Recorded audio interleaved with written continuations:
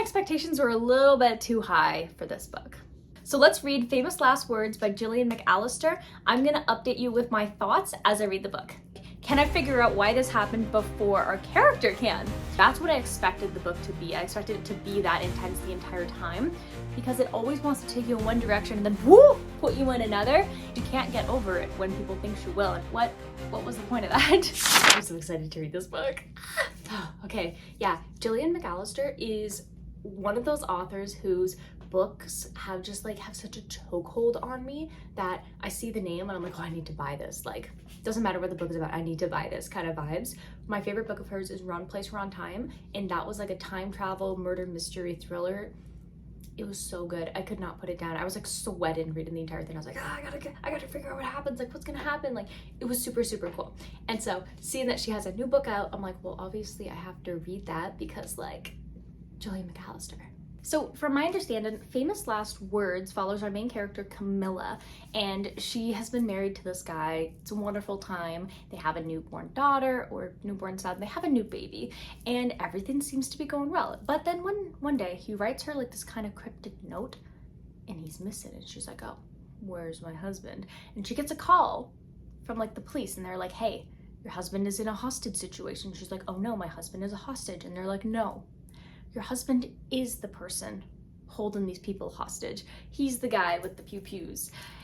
And she's like, what? And so that's all I really know about the book. I imagine that we're gonna kind of like have a lot of good backstory about like her and her husband. Like, has he always like had these kind of secrets? Is he who she thought he was, or has he always been different? Like, why is he doing this kind of stuff? So I'm really excited to see like where this book is going to go, what kind of mind-blowing events are going to happen, and yeah, I think it's going to be a really fun ride. So without further ado, let's crack this book right open. Oh, but wait, we know the drill. This has a dust cover and that needs to come off before I read the book. So we're going to take this off because this is a book of the month book. I imagine it will have like the little February stamp because that's when this book came out, and I'm going to guess the book is going to be like orange and red because the cover is orange and red. So let's find out. We're gonna open it like this. Okay. Oh yeah.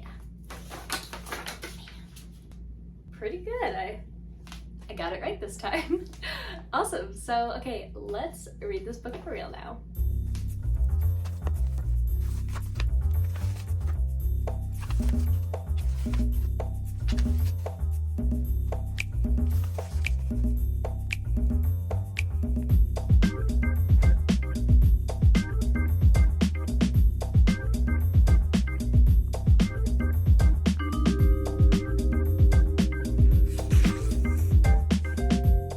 So I'm a little bit more than 100 pages into Famous Last Words, and here are my thoughts so far. I'm enjoying this book so far. It's very fast paced. You instantly start pretty much with the action, like 2 pages in. It's like, oh, your husband is holding some people hostage. But there's so many like unanswered parts that I'm excited to see like where the book is going to go, because we don't know who the hostages are.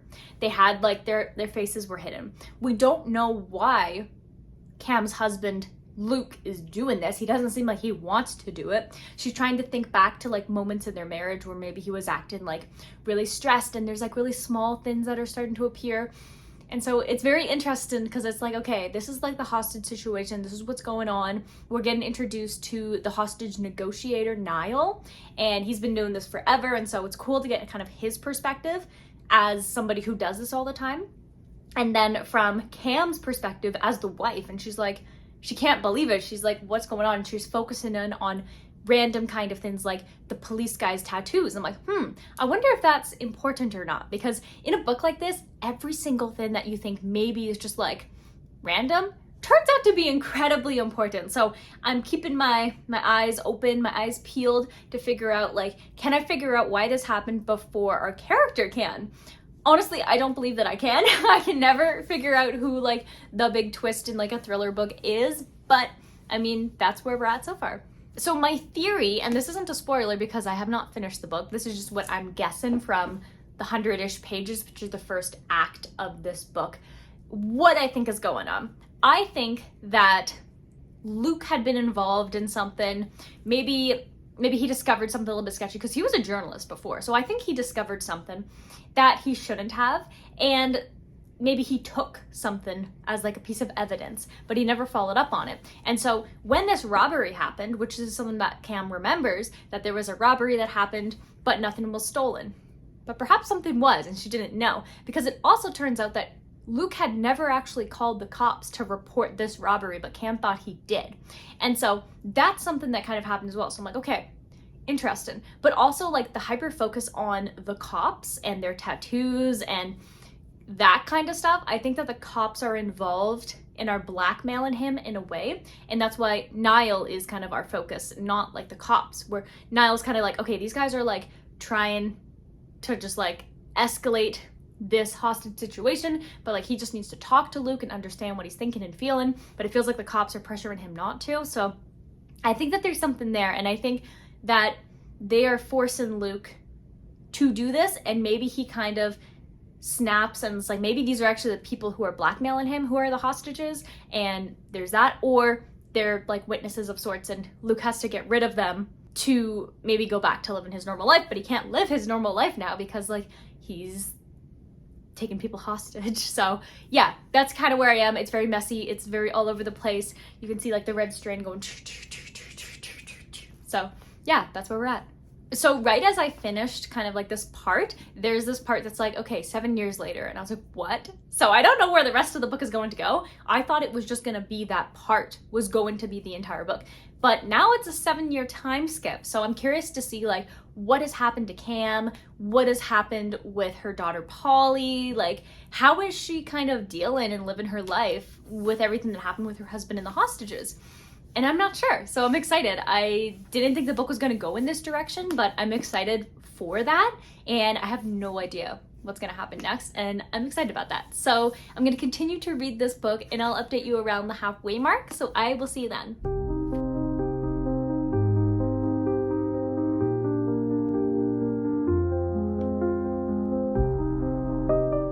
So I'm now more than halfway through Famous Last Words, and I think I know where this book is going, but you never know with thrillers because it always makes you think it's going one way, but then usually it's the other. So it's been 7 years since Luke, Cam's husband, had done the whole like hostage siege kind of thing. And now we're following characters who are kind of living with the aftermath of that. Following along Niall as he's like no longer a hostage negotiator, and kind of like how he still wants to investigate what happened and figure out who were those two like unidentified like men that Luke had kind of like held hostage. And so he's still looking into that, but a little bit more subtly. And he's also like really missing his ex-wife. And then on Cam's end, she's trying to get over what happened. She's trying to go on dates and stuff. She's trying to like live a normal life, but like it's really hard for her, and she's trying to be someone that she's not, and she's just kind of like pushing everybody away. And then it's really sad because she'll like listen to his voice, like she pays for his phone still so she can hear the voicemail to hear his voice and like all of this. And so like she's not over him, like he was the love of her life and this kind of stuff, and she's like, I can't believe this happened. So she starts to kind of start digging a little bit more as she's working on selling the house and everything. And so it's interesting to see as she's like trying her best to live her life, but she just cannot let it go. And so she's kind of researching and doing this, but her phone and stuff is tapped. And so Niall is basically knowing everything that she's doing, who she's calling, kind of what she's discovering. So in a way they're like working together, but also like not at all, because like she doesn't know that. And so I think that that's pretty interesting. Now my suspicion is that the manuscript that was given to Cam, that she thinks is from the guy named Adam, I certainly do not think it is. I think that this is Luke, and this is Luke's story, his life story about growing up in a family who definitely seemed to be criminals of sorts. And so I suspect that Luke was probably in a criminal family he didn't want to be, and so he left, and then someone found him, and then I don't know why he had the hostages, but maybe they were his parents or like brothers or something, I don't know. But he definitely seems to be from a criminal family, and I think that he's telling the story through this manuscript that Cam thinks is from her client. And so that's what I think is happening. we'll see. You never know. Like I said, you don't know with stories like this because it always wants to take you in one direction and then whoo, put you in another. And if I learned anything from Wrong Place, Wrong Time, yeah, I don't know what's going to happen is what I expect. But then also, do I have too high of expectations for this book? Am I right in the reasoning, like, that he was from a crime family and that's why this stuff kind of happened and he didn't want it to happen? Like, I don't know if that could be the story, and maybe I just have high expectations. I don't know, but yeah, we will find out. We'll see where it goes. So I'm going to continue to read Famous Last Words, and I'll update you when I finish this book. So I will see you then with my final thoughts.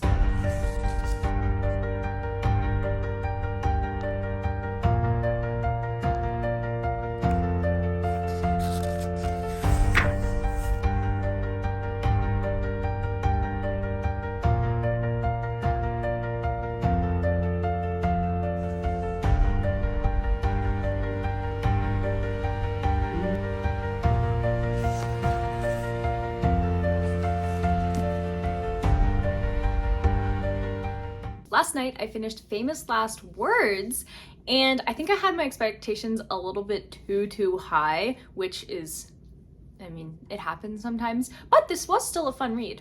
I am happy that some of my predictions were not accurate, which I was happy about, and so I was like, yes, this is good. And I was like, ooh, there was some stuff I did not see coming, which I really enjoyed. There was some stuff that I thought was pretty obvious, but I think what surprised me the most about this book, and what I was expecting a little bit more, was a little bit more action. I think that the first act with the hostage siege stuff that was happening was so good. Like, Gillian McAllister is an incredible writer, and I love the situations that she puts her characters in, and I found that part was just like so good. That's what I expected the book to be. I expected it to be that intense the entire time. But then I would say towards the end of the second act, beginning of third, I found it was like really slow. And I was like, I want a bit more action. I liked the focuses on like the grief and the two kind of like love stories happening. But I also found that I didn't really care too much about Niall or his story. And so I was like, oh, it's Niall's story again. Like, I like when he's discovering stuff, but I didn't really care too much for his kind of like love story with his ex-wife kind of stuff. But for Cam's story, I thought it was really interesting because she's like trying to let go of her husband, but also like she can't seem to, and she knows that something isn't right and she doesn't know what it is, and like people around her are like, you should be over it by now, and she's like, I'm not over it. Like, she can't get over it when people think she will. And I thought that kind of like stuff was really good. But where it fell flat for me was definitely, like I mentioned, that kind of like second act, third act part where it was just really slow, and some of the stuff didn't really make sense. Like the Madison character just like showing up and then like not giving her any info really, and then just like piecing out. And I was like, oh, what was the point of that? Yeah, I thought that was kind of strange, because if I was that person, I would have been like kind of on alert. Yeah, but I mean, I don't want to be too nitpicky about like some of the plot holes and stuff, because I'm really judging it more like, did I enjoy the book? And like, I did enjoy the book, but I don't think it was as action focused as I expected a thriller book to be, if that makes sense. And yeah, I think that the writing was still good. I was still interested in Cam's character and her story and stuff. And I do really love, like, once you get to like a climax of a book like this, where it's like all the pieces are finally coming together, there were moments where I was like, ooh, okay, I like that. I didn't see that coming. Especially like the ending and like what the if anything ended up meaning, and like how that helped towards the end. I thought that was really clever. And yeah, I think overall, like, it's a decent book. It's a decent read. It's not my favorite thriller book that I've ever read, but it is well written, and I think that it's still a fun ride, but it was not my favorite. So today we are going to be awarding Famous Last Words a total of 3.5 stars. I think that if the book was more like the first act the entire way, like what I expected, I think that this book would have been a lot better.